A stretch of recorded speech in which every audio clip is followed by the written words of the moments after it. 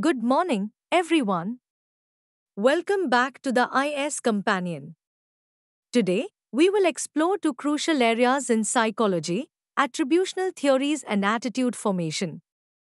Understanding these concepts is fundamental in grasping how individuals interpret their own behavior and that of others, as well as how attitudes are formed and measured.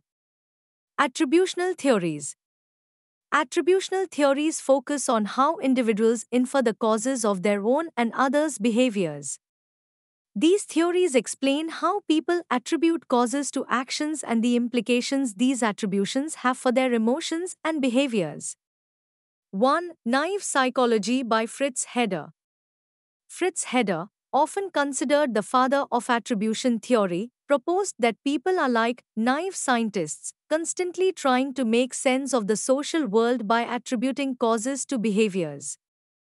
Heider suggested two primary types of attributions: internal attributions, also known as dispositional attributions. These refer to ascribing behavior to internal characteristics, such as personality, attitudes, or abilities.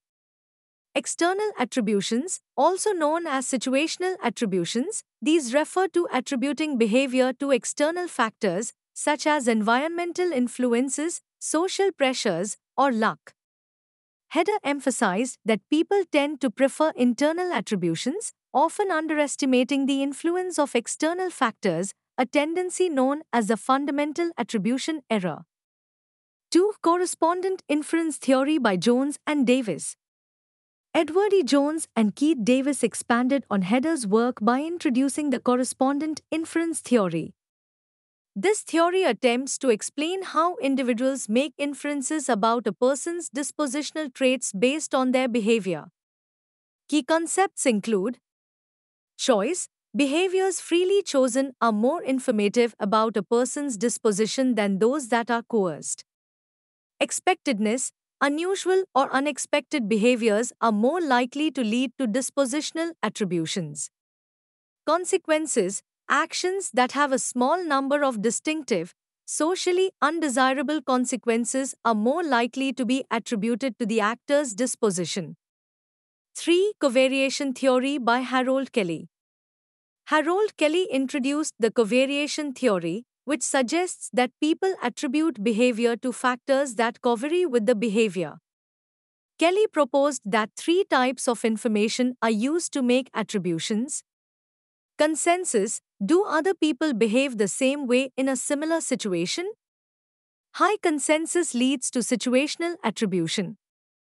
Distinctiveness. Does the person behave differently in different situations? High distinctiveness also leads to situational attribution. Consistency. Does the person behave the same way over time in the same situation? High consistency leads to dispositional attribution if distinctiveness is low. Kelly's model is often considered more comprehensive because it incorporates multiple sources of information when making attributions. Attitude formation. Attitude formation is a crucial psychological process that determines how individuals develop predispositions to respond to objects, people, or events in certain ways. Several theories and factors contribute to how attitudes are formed. 1. Reinforcement theory. Reinforcement theory, rooted in the principles of behaviorism, suggests that attitudes are formed through learning processes like classical and instrumental conditioning. Classical conditioning. This involves associating a neutral stimulus with a stimulus that naturally evokes a response, leading to the neutral stimulus eventually eliciting the response on its own. For example, pairing a brand with a positive image can lead to a positive attitude toward the brand. Instrumental conditioning. This involves learning attitudes through rewards and punishments. Behaviors followed by positive outcomes, reinforcements, are more likely to be repeated, leading to the formation of positive attitudes. 2. Social learning theory. Social learning theory, proposed by Albert Bandura, emphasizes the role of observation and imitation in learning. According to this theory, individuals, especially children, form attitudes by observing the behaviors and attitudes of role models, such as parents, peers, or media figures. Vicarious reinforcement, observing others being rewarded or punished for a behavior, influences the observer's attitudes and likelihood of engaging in similar behavior. 3. Social comparison theory. Social comparison theory, introduced by Leon Festinger, suggests that individuals form attitudes by comparing themselves with others. This comparison can influence self-esteem and motivation, ultimately shaping one's attitudes. People often look to others to evaluate their own beliefs and attitudes, especially in situations of uncertainty. 4. Role of genetics and biological factors. Research indicates that genetics and biological factors also play a role in attitude formation. Studies by Thomas Bouchard and others suggest that certain attitudes, particularly those related to temperament and personality, may have a genetic basis. Thomas Bouchard and Magui's study, their twin studies found that identical twins raised apart still showed remarkable similarities in their attitudes, suggesting a genetic influence on attitude formation. Arve et al. Their research also supported the idea that genetic factors contribute to individual differences in attitudes, particularly those related to occupational interests and satisfaction.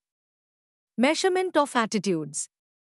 Measuring attitudes is essential for understanding how they influence behavior and change over time.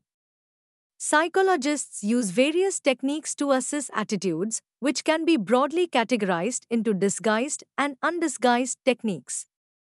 1. Disguised techniques. Disguised techniques are methods where respondents are not aware that their attitudes are being measured, reducing the likelihood of social desirability bias. Projective techniques. These involve ambiguous stimuli that allow respondents to project their attitudes, such as the thematic apperception test, TAT, or sentence completion tasks. Implicit association tests, IAT. These measure attitudes by assessing the strength of associations between concepts in the respondent's mind, often revealing unconscious biases. 2. Undisguised techniques. Undisguised techniques are direct methods where respondents are aware that their attitudes are being assessed. Likert scales, respondents indicate their level of agreement with a series of statements, providing a quantitative measure of their attitudes. Semantic differential scales, respondents rate an object or concept on a series of bipolar adjectives, example good bad, strong weak, revealing their attitudes based on the pattern of responses. Conclusion. Understanding attributional theories and attitude formation is crucial for explaining human behavior in various contexts. These theories and concepts provide insight into how we interpret the actions of others and ourselves, and how our attitudes develop and influence our actions. Thank you for your attention. Follow us on YouTube, www.youtube.com/iscompanion.